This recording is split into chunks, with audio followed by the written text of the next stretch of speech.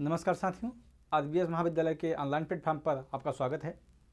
आज का हमारा टॉपिक है classification based on intermolecular force of attraction. ठीक है, फोर्स बेसिकली हम लोग यहाँ पे देखेंगे जो पॉलीमर के बीच में कौन कौन से फोर्स लगते हैं, उनके आधार पे हम पॉलीमर को कितने भागों में बांट सकते हैं। ठीक है ना।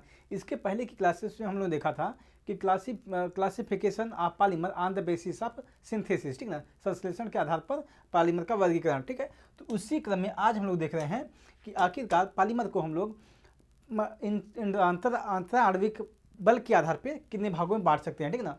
तो जो पॉलीमर के बीच में जो बल लगते हैं वो आपका लगता है वान डर वाल्स फोर्स लगता है, दूसरा आपका हाइड्रोजन बॉन्ड लगता है और डाइपोल अट्रैक्शन फोर्स लगता है। ठीक है ना। इतने तीन प्रकार के बल लगते हैं जब आपका कोई भी पॉलीमर बनता है। ठीक है ना। अब इन फोर्स के आधार पे हम लोग इन पॉलीमर को हम बांटते हैं। ठीक है ना। कितने भागों में बांटेंगे उसको हम आगे देखेंगे फिलहाल।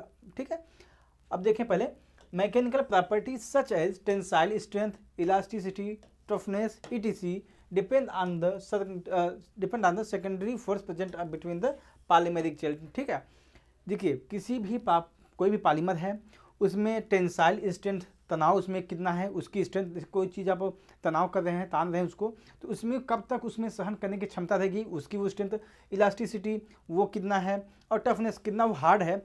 इन सब का जो सब तरीके ये सब कितने केस के आधार पे डिपेंड करते हैं। ये आपके उसमें कौन सा फोर्स लग रहा है उस पर सब डिपेंड करता है। ठीक है ना। किसी भी पॉलीमर का टफनेस क्या होगा, टेंसाइल क्या होगा और उसकी इलास्टिसिटी क्या होगी। ठीक है ना। The magnitude of secondary force depend on the size of the molecule and number of functional group along the polymeric chain। ठीक है ना। तो यहाँ पे देखिए मैग्नीट्यूड ऑफ फोर्स जो पॉलीमर में लगता है वो डिपेंड किस पे करता है, उस पर डिपेंड करेगा कि उसमें कितने आपके फंक्शनल ग्रुप लगे हुए हैं। ठीक है ना। जो आपका मोनोमर रहता है उस मोनोमर में कितने फंक्शनल ग्रुप लगे होते हैं। ठीक है, फंक्शनल ग्रुप मतलब क्रियात्मक समूह जो आपका होते हैं, कार्बोक्सिलिक एसिड हुआ, एल्कोहलिक हुआ, एमाइड हुआ, एमीन हुआ। ठीक है, इस प्रकार से जो भी ग्रुप है आपके एस्टर है, कोटोन है, ये जितने भी ग्रुप लगे होंगे, जितना ज़्यादा ग्रुप लगा होगा उतनी ज़्यादा उसकी डिपेंड उस पर ये फोर्स ऑफ अट्रैक्शन उसकी जो पॉलीमेरिक चेन के जो मॉलिक्यूल होंगे उनके जो सेकेंडरी फोर्स होंगे उनमें ज़्यादा लगता है। ठीक है ना। बेसिकली अगर बात करें यहाँ पे कि हम फंक्शनलिटी अगर जिसकी ज़्यादा होगी उसका सेकेंडरी फोर्स जो ज़्यादा होगा। ठीक ना। तो यही बात यहाँ लिखी है, magnitude of secondary force depend on the size of the molecule. ठीक ना। जो मॉलिक्यूल का आकार है वो कितना बड़ा है वो इस पर डिपेंड करता है कि आपका सेकेंडरी फोर्स कितना लग रहा है। ठीक ना। दूसरा आपका है फंक्शनल ग्रुप। अब हम देखेंगे, पहला हम लोग देखिए जो मैग्नीट्यूड है सेकेंडरी फोर्स का, ये डिपेंड करता है, पहला पॉइंट आपका हो गया कि मॉलिक्यूल का साइज क्या है। ठीक है ना। अगर मॉलिक्यूल का जितना बड़ा साइज होगा उतना ज़्यादा आपका सेकेंडरी फोर्स लगेगा। ठीक ना। दूसरा है आपका फंक्शनल ग्रुप, जितने ज़्यादा इसमें फंक्शनल ग्रुप लगे होंगे उतना ज़्यादा सेकेंडरी फोर्स आपका लगेगा। अगर कम रहेगा, फंक्शनल ग्रुप कम रहेंगे इसमें, तो सेकेंडरी फोर्स कम लगता है। ठीक ना। तो magnitude of secondary force is directly proportional to the length of the polymeric chain. ठीक ना। तो सेकेंडरी फोर्स वो कितना ज़्यादा होगा, उतना ज़्यादा होगा जितने पॉलीमेरिक चेन आपकी जितनी ज़्यादा लंबी होगी। ठीक ना। तो कहने क्या मतलब है, अगर मान लीजिए पॉलीमेरिक जो चेन है आपकी काफ़ी लंबी है, ठीक ना, काफ़ी लंबी होगी, तो यहाँ पे जो सेकेंडरी फोर्स होगा वो बहुत ज़्यादा होगा। ठीक ना। अगर पॉलीमेरिक चेन जो किसी भी मोनोमर जो आपके मिलकर पॉलीमर बनाते हैं तो पॉलीमेरिक चेन उसको बोलते हैं, उस पॉलीमेरिक चेन की लंबाई जितनी ज़्यादा होगी उतना ज़्यादा आपका सेकेंडरी फोर्स बढ़ेगा। ठीक ना। अगर कम हो रहा है तो उसका जो सेकेंडरी फोर्स आपका घटेगा। ठीक ना। इन्हीं बातों को यहाँ पे बताया गया है। अब हम देखते हैं on the basis of magnitude of secondary force polymeric can be divided into the following category. ठीक है ना। तो जो सेकेंडरी फोर्स होता है उसका मैग्नीट्यूड के आधार पे हम लोग देखेंगे अब कि पॉलीमर को हम कितने भागों में बांट सकते हैं। इसमें आपका पहला आता है इलास्टोमर। ठीक है ना। इलास्टोमर क्या होता है, an elastomer is a plastic that stretch and then revert its original shape. ठीक है ना। जो रबर होता है, आप रबर लेंगे, खींचेंगे, वापस छोड़ेंगे तो आपका ओरिजिनल शेप में आ जाता है, तो वही है इलास्टोमर, उसी को बोलते हैं। ठीक ना। It is randomly oriented amorphous polymer. ठीक ना। देखिए पॉलीमर आपका क्रिस्टल पढ़ेंगे तो ठीक है, वहाँ पे आप देखेंगे एमार्फस सॉलिड होते हैं। एमार्फस सॉलिड में क्या होता है, इसमें जो मॉलिक्यूल होंगे वो रैंडमली ओरिएंटेड होते हैं। ठीक है ना। जैसे मान लीजिए कोई भी मॉलिक्यूल है, ये आपका मान लीजिए कुछ इस प्रकार से कोई सॉलिड था आपका, इसमें मॉलिक्यूल आपके रैंडमली कहीं भी ओरिएंटेड रहेंगे। ठीक है ना। इस प्रकार से मान लीजिए ये इस तरीके से ओरिएंटेड रहेंगे मॉलिक्यूल। ठीक है ना। इस तरीके से कोई है तो उसको बोलते हैं हम लोग हैं एमार्फस, ठीक है, उससे हम बोलेंगे एमार्फस। और यही अगर मालिक्यूल में जो यही अगर सॉलिड है, इसमें जो मालिक्यूल होंगे, जो एटम है, वो आपके लॉन्ग रेंज आर्डर में ओरिएंटेड होंगे, एक निश्चित आर्डर उनका होगा, इस प्रकार से है, तो उसको बोलते हैं क्रिस्टलाइन सॉलिड, ठीक ना। तो जो इलास्टोमर होते हैं वो एमार्फस पॉलीमरिक चेन के होते, एमार्फस पॉलीमर के फॉर्म में होते हैं, ठीक है। It must have cross linking so they chain do not slip over the one other molecule, ठीक है ना।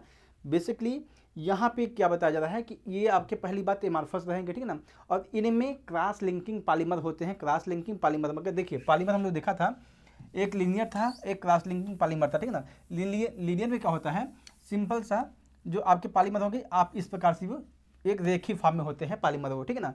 लिंकिंग पॉलीमर में क्या होगा, एक एक एक के ऊपर एक पॉलीमर आपके अटैच रहते हैं, ठीक है ना, इस प्रकार से हो गए। अब इनको बांधने के लिए एक दूसरे से कुछ इस प्रकार से लिंकिंग हो जाती है, तो इसको बोलते हैं क्रॉस लिंकिंग पॉलीमर, ठीक ना। अब जो इलास्टोमर होते हैं, अगर मान लीजिए कि लीनियर पॉलीमर होगा, अगर आप उसको खींचोगे तो आपको टूट जाएगा, ठीक है ना। लेकिन जब क्रॉस लिंकिंग पॉलीमर रहते हैं, जब इसको खींचोगे आप लोग, तो ये जो लिंकिंग की वजह से एक इसकी फिक्स पोजीशन होगी, वहाँ तक खींचेगा ये, लेकिन उसके बाद ये टूटता है, ठीक ना। लेकिन अब जब मान लीजिए किसी भी इलास्टोमर को लिया, खींचा, अब उसके बाद वो नहीं खींचेगा, अब उसको हम छोड़ देंगे तो वापस अपनी पोजीशन पर आ जाता है। वो वापस पोजीशन इसीलिए आता है क्योंकि इसमें क्रॉस लिंकिंग पॉलीमर पाया जाता है, ठीक है ना, क्योंकि ये क्रॉस लिंकिंग पॉलीमर होते हैं, ठीक है ना, जिसकी वजह से ये एक दूसरे के ऊपर स्लिप ओवर होते हैं, ठीक है। स्लिप मतलब हुआ कि एक दूसरे के ऊपर आपके चलते फिरते रहते हैं, ठीक है ना। It is randomly oriented amorphous polymer, it must have some cross linking so the chain do not slip over one other, ठीक ना। तो बेसिकली क्या था, अगर मान लीजिए अगर लीनियर पॉलीमर होता है इस प्रकार, ठीक ना, इस प्रकार से मान लीजिए लीनियर पॉलीमर होता, तो जैसे आप इसको खींचोगे तो खींच के ये आपका टूट जाएगा, ठीक, टूट जाएगा, क्योंकि मान लीजिए आपका एक इधर जा रहा है पॉलीमर, एक इधर जाएगा, ठीक है ना, तो होगा क्या, एक ऐसा पोजीशन आएगा, टूट जाएंगे दूसरे से, ठीक है ना। लेकिन जब आपके क्रॉस लिंकिंग हो जाते हैं, जब एक मान लीजिए इधर जाएगा मॉलिक्यूल, एक इधर आपको खींचोगे, ठीक है ना, जब खींचोगे तो ये जो क्रॉस लिंकिंग जो बने हुए हैं, ये भी एक स्टेज तक उसको मेंटेन करेंगे, उसके तनाव को, उसके बाद ये टूटेंगे, उसके बाद टूटेंगे, ठीक है ना। लेकिन इसमें स्लिप नहीं करते दूसरे के ऊपर, अगर आप उसको छोड़ोगे तो वापस वो अपने ओरिजिनल पोजीशन में आ जाते हैं, ठीक ना। तो very weak van der Waals force attraction present between the polymeric chain, ठीक ना। इस इलास्टोमर में van der Waals force of attraction पाया जाता है, जो कि बहुत कम होता है, ठीक ना, बहुत वीक होता है, ठीक ना, कमजोर वंडर वीक फोर्स पाया जाता है, ठीक ना। इसमें when elastomers are stretched, the random chain stretched out, but there are insufficient van der Waals force to maintain them in that configuration and position. When the stretching force is removed, they go back their random shape, ठीक ना। वही बताया जाता है कि वहाँ पर भी बातें हैं, आप कोई भी इलास्टोमर ले रहे हैं, उसको खींचेंगे तो उसमें क्या होता है कि जो वान डर वाल्स फोर्स होता है उसमें काफ़ी कम पाया जाता है, जिसकी वजह से जब आप उसको छोड़ोगे तो वापस वो अपनी ओरिजिनल पोजीशन में आ जाते हैं, ठीक है ना। जैसे आप रबर जानते हैं, वो आपका इलास्टोमर होता है, तो आप उसको खींचोगे तो वापस वो अपनी पोजीशन में आ जाता है, ठीक है। खींचा, आप छोड़ोगे तो अपनी वापस वो पोजीशन में आ जाता है। Elastomer have the ability to stretch out over the 10 time, ठीक ना। देखिए, अगर इलास्टोमर है, जो रबर होता है, अगर जो उसका लंबाई है उसकी तुलना में अगर आप उसको खींचोगे तो अपने 10 गुना तक वो फैल सकता है, ठीक ना, वो इसकी कैपेसिटी होती है, ठीक ना। 10 टाइम देयर नॉर्मल लेंथ, ठीक है ना। जो उसकी जो नॉर्मल लेंथ है, मान लीजिए एक रबर की लंबाई अगर इतना है, 1 मीटर होगी, मान लीजिए 1 सेंटीमीटर होगी, तो उसको आप लगभग 10 सेंटीमीटर तक की लंबाई तक उस इलास्टोमर को आपके आसानी से खींच सकते हैं, ठीक ना। वहाँ तक नहीं टूटता है, अगर उसके बाद खींचोगे तो टूट जाएगा, ठीक ना। और उसको आप वापस अगर इस इलास्टोमर को आपको छोड़ोगे तो वापस वो जो उसकी लंबाई रहेगी, ओरिजिनल जो लंबाई रहेगी, वो उसी में वापस आ जाता है, ठीक ना। Note, addition polymer obtained from the butadiene and its derivative are elastomer, ठीक ना। तो इलास्टोमर जो होते हैं वो एडिशन पॉलीमर होते हैं, और जो एडिशन पॉलीमर होते हैं ब्यूटाडाइन और इसके जो व्युत्पन्न होते हैं, ठीक ना, उसके द्वारा ही हम लोग एडिशन पॉलीमर प्राप्त करते हैं। और ब्यूटाडाइन और इसके जो डेरिवेटिव होते हैं वो आपके इलास्टोमर होते हैं, ठीक है। अब हम देखते हैं फाइबर्स क्या होते हैं। फाइबर्स आर लीनियर पॉलीमर, ठीक ना। हम लोग देखा कि जो इलास्टोमर था आपका वो क्रॉस लिंकिंग पॉलीमर था, ठीक है ना। आप देखेंगे आप लोग कुछ इस प्रकार से क्रॉस लिंकिंग में, ठीक है ना, ये प्रकार से वो क्रॉस लिंकिंग पॉलीमर था। लेकिन फाइबर्स क्या होते हैं, वो लीनियर पॉलीमर होते हैं, in which the individual chain of polymer are held together by hydrogen bond, ठीक है ना। इसमें क्या होता है, एक दूसरे जो जो इसमें पॉलीमेरिक चेन होती है वो एक दूसरे के द्वारा हाइड्रोजन बांड के द्वारा बंधे हुए उसके चेन होते हैं, ठीक है ना। जो पॉलीमेरिक चेन होगी वो हाइड्रोजन बांड के द्वारा एक दूसरे के द्वारा बंधे हुए बने होते हैं, या फिर डाइपोल डाइपोल अट्रैक्शन फोर्स के द्वारा जो पॉलीमेरिक चेन होती है वो बंधे हुए होते हैं, ठीक है।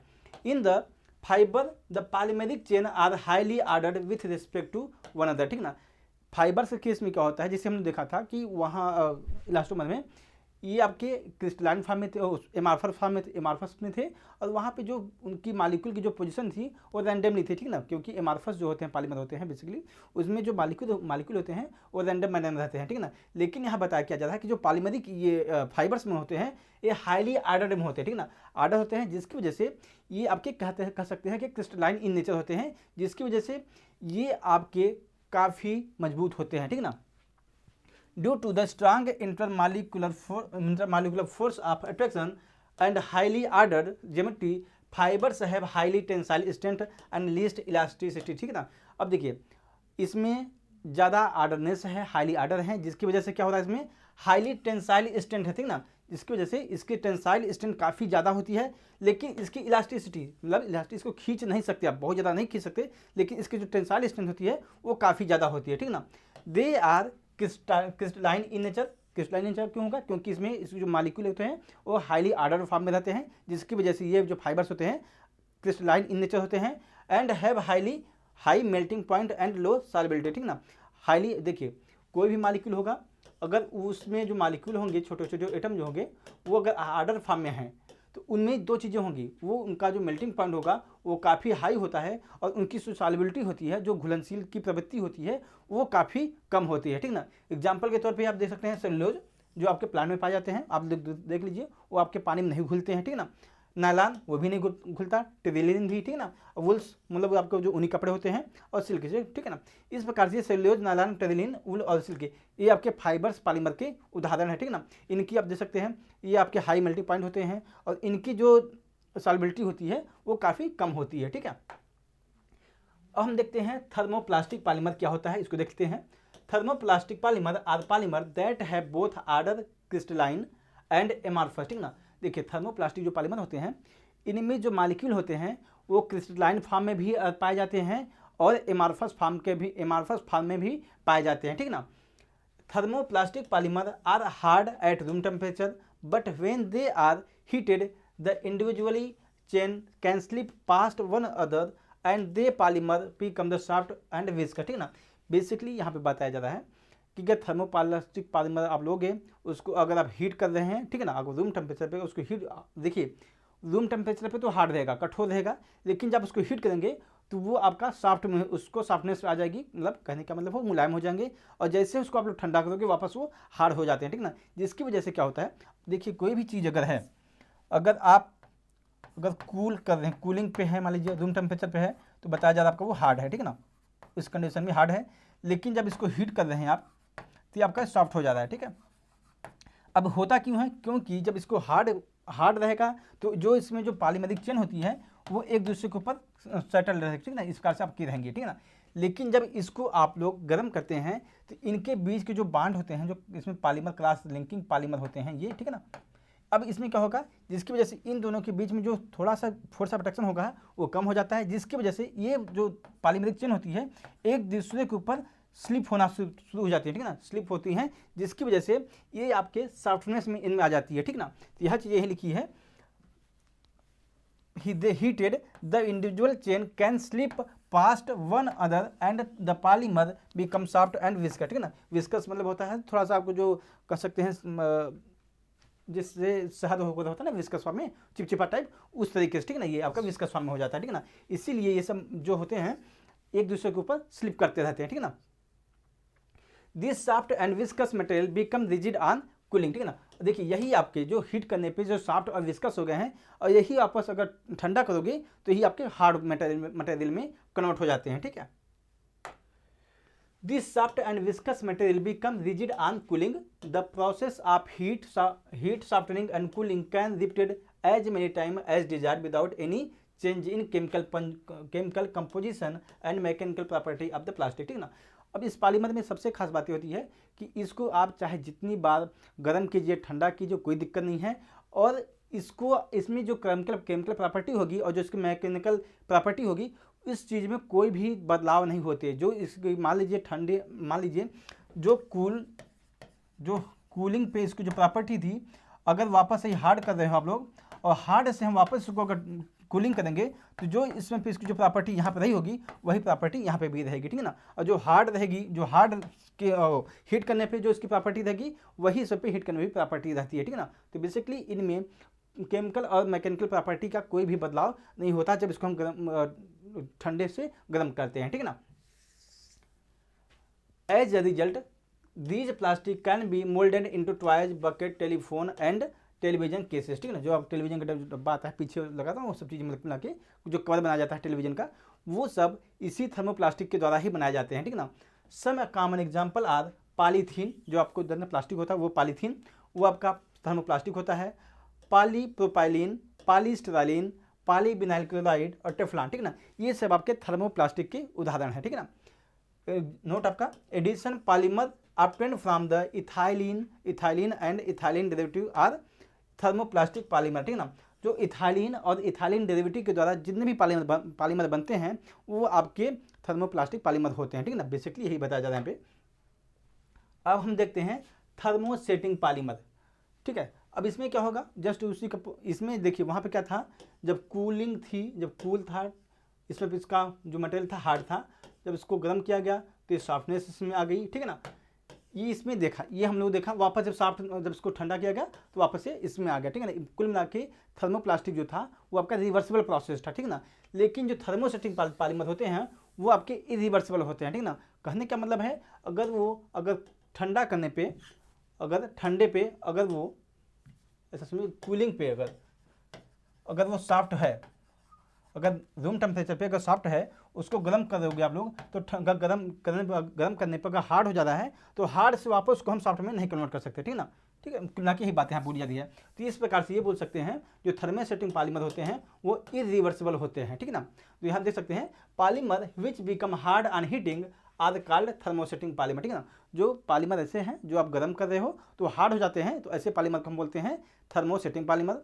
Thermosetting polymer can be heated only once when they are permanently set into solid which can not be remelted by heating, ठीक है ना। तो हम लोग देखा था थर्मोप्लास्टिक में क्या कि उसको हम गर्म करेंगे तो वापस वो सॉफ्टनेस हार्डनेस से सॉफ्ट में कन्वर्ट हो जाता था और वापस से ठंडा करते थे सॉफ्ट से हार्ड में हो जाता था, ठीक है ना। लेकिन थर्मोसेटिंग पॉलीमर क्या होगा, अगर उसको हम हीट करेंगे तो आपका हार्डनेस में कन्वर्ट हार्ड हो जाएगा और वापस वो आपको मेल्ट होके दोबारा आपके जो सॉफ्टनेस में वो मतलब जो मुलायम में नहीं कन्वर्ट हो पाएगा, ठीक है ना।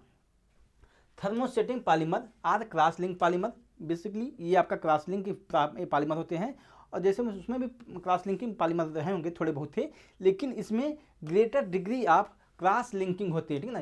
इस थर्मोसेटिंग पॉलीमर में काफ़ी ज़्यादा क्रॉस लिंकिंग पॉलीमर होते हैं जिसकी वजह से आप एक बार इसको गर्म कर देंगे तो आपका ये हार्डनेस में हो जाएगी और हार्डनेस के होने के बाद आप चाहे जितना दोबारा गर्म करेंगे ठंडा कर हार्डनेस हो गई, ठीक है ना। अब इसको अगर सोचेंगे आप ठंडा करके वापस इसको हम नॉर्मल फॉर्म में ला देंगे, वो ऐसा इसमें पॉसिबल नहीं होता, ठीक है ना।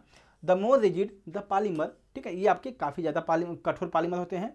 Cross linking reduce the mobility of the polymer chain causing them to be relatively brittle material, ठीक है ना। देखिए इसमें काफ़ी ज़्यादा क्रॉस लिंकिंग पॉलीमर होने की वजह से इसमें ब्रिटलनेस आ जाती है। ब्रिटलनेस मतलब होता है कि जब किसी चीज़ को तोड़ोगे तो टुकड़े में टूटता है, ठीक है ना। तो इस प्रकार से अब जिसको जो हार्डनेस में आ जाएगी अगर वापस इसमें टूटेगा ये तो काफ़ी छोटे छोटे कणों में टूटता है, ठीक है ना। और इसमें जो मोबिलिटी होती है वो बहुत कम होती है, ठीक है ना, क्योंकि इसमें क्रॉस लिंकिंग पॉलीमर की होने की वजह से इसमें जो मोबिलिटी होगी वो काफ़ी कम होती है। Thermosetting are changed irreversibly into hard and rigid material on heating, ठीक है ना। वही है कि आपका इरिवर्सिबल होगा ये, ठीक है। They undergo chemical change on heating and cooling set to be hard mass, ठीक है ना।